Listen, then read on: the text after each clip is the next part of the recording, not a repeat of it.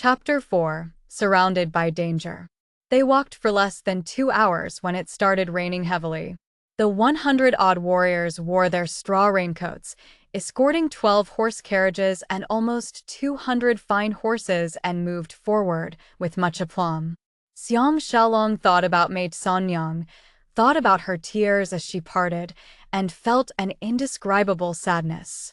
He almost had the urge to turn back and look for her, but he remembered he had taken 200 coppers from Tao Fong and stopped himself. He is not someone who will go back on his words. He must at least work for a few months as a bodyguard. The rain only stopped at dusk, and the entourage stopped and pitched tents. 60-odd young girls came out of the horse carriages, all of them young and beautiful. A few among them were exceptionally pretty, comparable to Maid Sanyang. Although they all looked tired, but they were all in high spirits, not like slaves who have just been bought at all. They even helped to cook and talk and laugh with the warriors, which baffled Xiang Xiaolong. The girls realized that now there's another handsome man, Xiang Xiaolong, so they all made eyes at him. A pity that he has lost the mood to flirt because he missed Mate Sanyang, and instead he went for a walk outside the camp. The wilderness after the rain was crisply green, the air refreshing. Xiang Xiaolong can't help but feel sentimental. No matter how pretty nature is, how alluring the world in front of him is, but surrounding him was undeveloped land, endless forests. It's only the beginning of man's destruction towards nature. But by the 21st century, they have reached the end of this path of no return, and humankind had to suffer the consequences. If he has the power to change all these, would history be rewritten? Sure. Xiang Xiaolong was startled. Amidst the rustling leaves, a Bai girl wearing a sleeveless top and short skirt, which revealed her rounded thighs, jumped out. It turned out to be the prettiest Bai girl he met the other day at the market. She went to him excitedly and looked up to him, saying, "I've been following you for 2 days and nights." She pulled him and said nervously, "Escape quickly." Xiang Xiaolong pulled her into his arms instead, and holding her tightly by her waist, kissed her lips. The Bai lady reacted fierily, even hugging his strong neck, not at all shy. Xiang Xiaolong is believing more and more that women of this era, once they meet a man they like, are more direct than women from the 21st century, and felt his spirits lifting.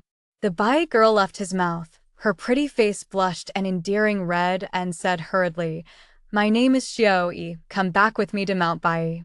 If you follow those Zhao people to Handan, you'll certainly be killed by Hui Hu and his group of horse thieves." Xiang Xiaolong listened to her melodious voice, enjoying her voluptuous body, and his desire was just rising when he was suddenly shocked and asked, "What did you say?" In reality, he only understood about 30 to 40% of her words. The Bai girl Xiao Yi slowed down and said each word clearly. "A few days ago, our tribesmen received news. Hui Hu and his 800 horse thieves were preparing to lay an ambush for the Zhao people at Dashi Valley to steal their women and horses. If you go with them, you'll surely be killed. They're a lot more formidable than Jiao Du and his men." Xiang Xiaolong finally understood, his 2 ill-mannered hands continuously caressing her chest and buttocks, and laughed. "Don't worry. I have a way to deal with them." Xiao Yi smiled coquettishly, using her chest to press against him and her arms to rub against him, asked with a smile, "I know you will not abandon your friends to save your own life. I shall not force you. But I've given you such useful information. How are you going to thank me?" Xiang Xiaolong smiled bitterly.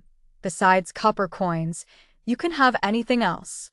Xiao Yi disentangled herself from his arms and turned a circle in front of him, saying with a flirtatious smile, "Everyone says that I'm pretty, do you agree? I still do not know your name." Xiang Xiaolong stared at her, all his worries gone, and replied, "I'm Xiang Xiaolong." Xiao Yi repeated it a few times and suddenly loosened her clothes, revealing a fair body that can make any man dizzy. She said with a smile, "Would this be prettier?" The men in the tribe all love to look at my body. This is the first time Xiang Xiaolong has seen a girl like that. He breathed in deeply and ordered, "Come here." Xiao Yi threw herself into his arms, and as she took off his clothes, she moaned, "It's always men who have begged me, but this time I'm begging you. Come, Loa. I have not gone home for 2 days. If you did not come out, I'd have gone into the camp to look for you." Xiang Xiaolong returned to camp all relaxed and looked for Tao Fong. He pulled him to a corner and told him everything that just happened. Tao Fong's expression became very somber and after a while, reached out and placed his hand on his shoulder and said, "You have saved my life this time. The problem now is not those horse thieves, but there's a spy among my people." Xiang Xiaolong nodded. "Master Tao must have kept the route you're taking to Handan very secret. Not many will know about it. So if Hui Hu knows that you will be passing by Dashi Valley, there must be a spy who supplied him with this news." Tao Fong was extremely surprised at his quick wit and complimented him. "I was right about you. Not only are you good-looking, but intelligent and brave as well." "Good. As long as I am still in power, I will not treat you badly." Xiang Xiaolong laughed to himself. It'll be more like it if Emperor Qin said these words to him. Tao Fong hesitated for a moment before saying, "The spy must be Doliang. There's 2 reasons why I'm so sure it's him. Firstly, he excused himself from the group for 2 days, so he must have met up with Hui Hu. Secondly, out of the few who knows our route, he's the only one from Wei, and people from Wei cannot be trusted." Xiang Xiaolong was perplexed. "Since the Weiss cannot be trusted, then why did you employ him?" Tao Fong replied, "Xiaolong, you have been living in the mountains. Naturally, you're not familiar with the situation in Central Plains." Xiang Xiaolong replied earnestly, I really want to know." Tao Fong explained, "We have to start the story from the partitioning of Jin into 3 states. That was the beginning of the division of the whole era. It was said that the powerless king of Zhou isolated the states, and after the split, Wei, Han, and Arzhou kingdoms were forged and no one paid any heed to Zhou. If the past can be described as a peaceful stream, now it's a torrential river. The change within the last 10 years almost equals the change that has happened over the last 100 years. Those who are incapable will be ousted." And he can't help but sigh as he spoke. Xiang Xiaolong cannot imagine that a horse trader like him would be so knowledgeable, and felt the urge to tell him that no matter how they struggle or fight, Emperor Qin would be the one who unite the world in future. But of course he can't say it out loud, and even if he did, no one would believe him. So he tried to get some information. Is Qin the strongest and biggest state now? Tao Fong looked at him in surprise and said slowly, "Ever since Qin used the reformative policies suggested by Gong Sunyang *, from the Wei ruling family, they've indeed become stronger and wealthier. They even destroyed Zhou 5 years ago, but also incurred the wrath of everyone else. Therefore, after our state's great general Le Chung, Yanxi defeated Qin's army badly, and 3 years ago Wei invaded and captured Taoju, Qin's most important city in the east.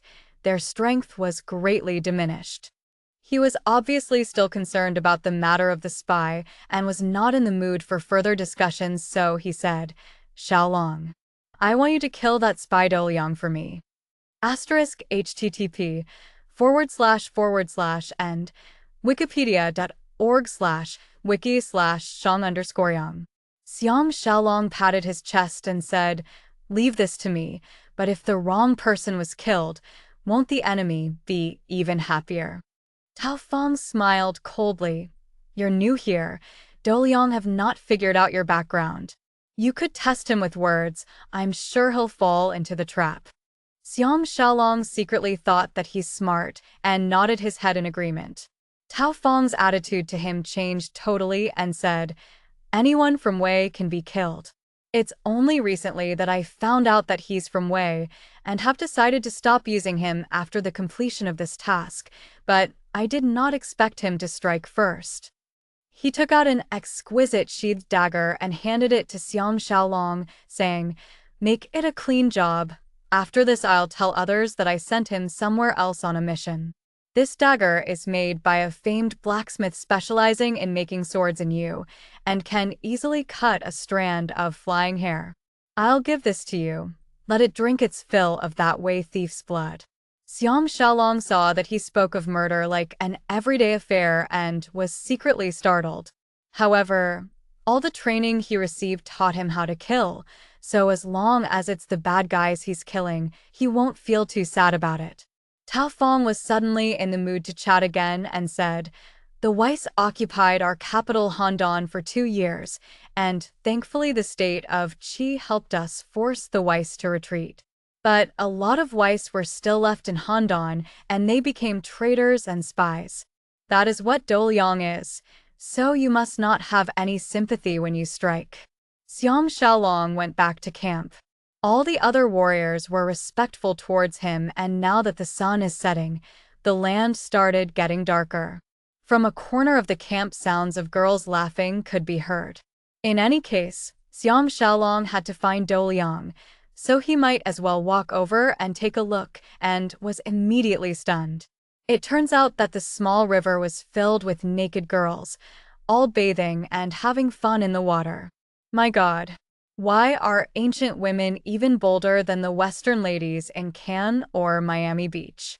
A few warriors were at the side of the river enjoying this marvelous scenery, and one of them was Li Shan. He walked forward with a smile and said, "The quality of this batch of girls is very good. Does Brother Xiang want to ask Master Tao for 2 to have some fun? He seems very impressed with you." Xiang Xiaolong asked in bewilderment, "Where did you find so many pretty women? Don't they feel that it's very sad to be traded like goods?" Li Shan asked curiously, "Isn't Brother Xiang from the mountains? If women aren't goods, then what are they? If they were sold to some poor village or isolated place, they would have to serve the whole family of 10 odd men alone. Isn't that worse? Now they can go to the city, and if they're lucky, they may capture the eyes of someone from a wealthy family. They'll be able to wear jewelry. How much more proud can they be?" Xiang Xiaolong may be lecherous, but he's always respected women, so he finds it difficult to accept such an attitude. Therefore, he can only stop talking about this subject and instead asked, "Where is Doliang?" Li Shan smiled evilly. "Just because he's the head here, he chose the prettiest girl and went into the tent. What do you think he's going to do?" Xiang Xiaolong was secretly furious, and after finding out where his tent is, walked towards it. Before he reached the tent, he could hear a man panting and a woman moaning. Xiang Xiaolong guessed that he will certainly emerge for dinner, so he waited at the side. Indeed, after a while, the girl came out first with her clothes in disarray, followed by Doliang. Xiang Xiaolong walked towards him, and as he walked past, said quietly, "Come alone with me if you have the guts." Doliang laughed sinisterly and followed him out of the camp. They came to a dense forest, and Xiang Xiaolong turned around, taking the opportunity to hide the dagger behind his back, and said respectfully, "Brother Do, I am sent here by Hui Hu to help you." Do Liang's hand was already on his sword, but once he heard that, he looked at him in extreme shock. Xiang Xiaolong was laughing secretly to himself and said, "There's been a change in plans. Hui Hu has decided not to strike at Dashi Valley and told me to inform Brother Do." Once Do Liang heard him mention the name Dashi Valley, he was finally hooked and said furiously, "What the heck is Hui Hu trying to do? What other better locations can there be other than Dashi Valley?" Xiang Xiaolong took the opportunity to step forward and said, "It's at." Do Liang shouted, "Stand there and talk." Xiang Xiaolong drew out his long sword and threw it aside, saying with a bitter smile, "Brother Do is too overly suspicious." When Do Liang saw him drawing his sword, he drew his in retaliation as well, but when he saw him throwing it aside, he was relieved and replaced his sword back into the sheath. His expression calmed a little and he said, "That old fox Tao Fong is quite formidable. How can I not be careful?" Xiang Xiaolong suddenly stared at a spot behind him, his expression full of fear. Naturally, Dou Liang would turn his head back for a look, and when he saw no one, he knows he has fallen for the trap. He felt a coldness on the side of his neck, stabbed by Xiang Xiaolong's dagger, fresh blood flowing out from the vein, and he died on the spot. Xiang Xiaolong walked over to his body and sighed, "When it comes to killing, who can be better than me, who is from the special task force and well-versed in anatomy?" Xiang Xiaolong returned to camp, and other than the warriors on patrol, everyone else were gathered at the open area in the middle of the camp. There were 20 over tables, the girls taking 10 tables, and there was a campfire banquet. There was a wide array of food, and maybe because of this, the women were willing to become goods. He walked towards Tao Fong, sat next to him, and lifted 2 fingers in a sign of victory, to indicate he has taken care of Dou Liang. Naturally, Tao Fong did not understand his signal, but looking at his spirited expression, he knows that he has succeeded. He was secretly complimenting him, thinking that this lad has killed a man, and yet there's no change in his expression. He's indeed a first-rate assassin and killer. He said, "Xiaolong, go and take a look at the ladies' table. If there's anyone to your liking, just take a few into the tent for fun. No need to be shy." Xiang Xiaolong secretly thought to himself, now why would he be shy?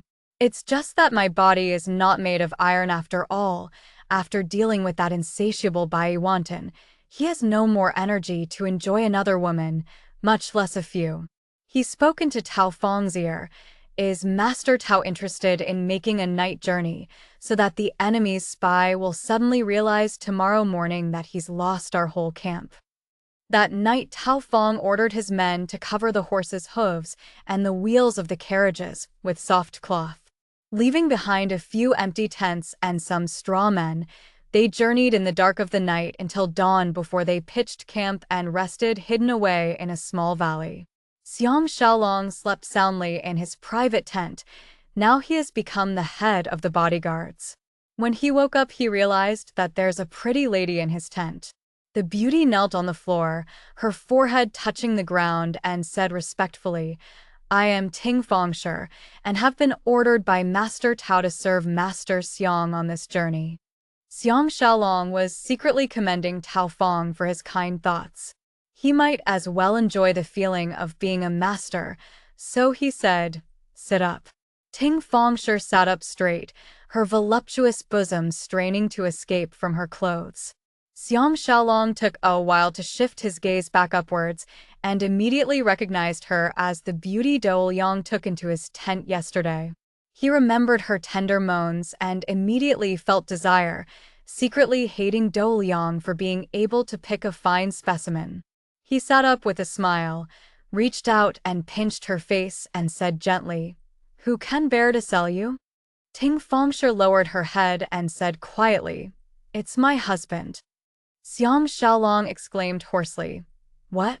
How can there be such a man who does not know how to treasure a woman?" Ting Fongshi guffawed, covered her little mouth, and said, "Master Xiang talks so funnily. You're different from the others." Xiang Xiaolong thought to himself, "Of course it's different. We're from a different time period." However, he asked, "Is he inept?"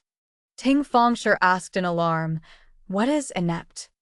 Xiang Xiaolong explained patiently, "It means a man who is incapable of copulating with a woman." Ting Fongshi finally understood, and she shook her head. "That's not the problem, but because he already had over 10 wives, and all of them snubbed me and backstabbed me, saying that I was flirting with other men with my eyes. So he sold me." Xiang Xiaolong was suddenly enlightened and felt that beauties truly have a hard life, because her beauty has incurred the jealousy of the other evil wives. So he asked nonchalantly, "So did you flirt with other men?" Ting Fongshi gritted her teeth and said, "Not initially, but I did later. Because I had hoped that a stronger man than him will come and save me. As long as I can get him and his wives out of my sight, I am willing to make any sacrifice." She then chuckled and said, Master Xiang is different from other men. They can't wait to take off their clothes and jump onto me once they see me. Only Master Xiang will talk to me like this. I am very grateful." Xiang Xiaolong felt a sense of pity. The women of this era really have hard lives, like a rootless duckweed, their fate totally controlled by men. His enthusiasm was dampened. The fire of desire he felt early disappeared totally. He stood up and said, "I think there's a clear stream towards the east. I'd like to go there for a cold bath." Ting Fongshi did not really understand what he said, so after he explained again, she hurriedly stood up and said, "Let me serve Master Xiang with your bath." She then added quietly, "That would be my greatest honor." The two of them stood naked in the waist-high stream, with Ting Fongshi helping to scrub him. Xiang Xiaolong was so comfortable he almost wanted to sigh. Her pretty face blushed and her eyes shone, appreciating his strong muscles, and she can't help but move her slender hands from the back to the front, gently caressing his chest, which is wider than an average man. This is the first time she has seen such an endearing, handsome man, and can't help but feel desire. Xiang Xiaolong was totally drunk on the feeling of unhindered contact with this beauty, feeling her generous bosom rubbing against his back, and remembered how her chest looked like as it was straining tightly in her clothes, and felt his desire rising again. Suddenly, he heard Tao Feng's voice on the shore. "If Xiaolong is satisfied with this woman, then let her follow you in future." Ting Fongshi exclaimed, her expression overjoyed. If she can become this man's mistress or maid, she'd be willing even if it means death. Xiang Xiaolong obviously knows that this is Tao Feng's way of bribing him, so after thanking him, asked, "Have the scout returned with any news?" Tao Feng's eyes settled on Ting Fengshi's peaks, which was trembling slightly. When he bought this woman, he inspected her body personally, so he knows how smooth and supple her skin is. So now he felt something. He swallowed his saliva and said, "Xiaolong has guessed correctly. There's 3 thieves running after us, but they've been killed. We have lost Hui Hu for the time being, but we must not let our guard down. The horse thieves are good at tracking, and added with our slow speed, they will catch up sooner or later." During his life in the army, Xiang Xiaolong has long become accustomed to bathing together with his teammates, so he's not uncomfortable at all that Tao Feng is seeing him. However, for Ting Fongshi to be admired by him thus, he felt a little taken advantage of, so he said, "We'll leave immediately after the meal and see how far we can travel. Give me 10 odd men, I will hide the tracks of the horses and carriages." Tao Feng is getting more and more confident of him, so he nodded and said, "We'll depend on you. Enjoy yourself," and left. Ting Fongshi turned towards him and said while hugging him, "Master Xiang, I will be yours in future." How can Xiang Xiaolong withstand the sight of her alluring body? So he carried her up and kissed her lips hardly and invaded her body. It's the first time Ting Fongshi enjoyed such tenderness from a man, so she used all her might to express her willingness and joy. Familiar moans and groans sounded in Xiang Xiaolong's ears again like music from the heavens. Xiang Xiaolong showed all his moves gently and let this beauty, who has suffered in the hands of men, enjoy a sweetness that she can never imagine.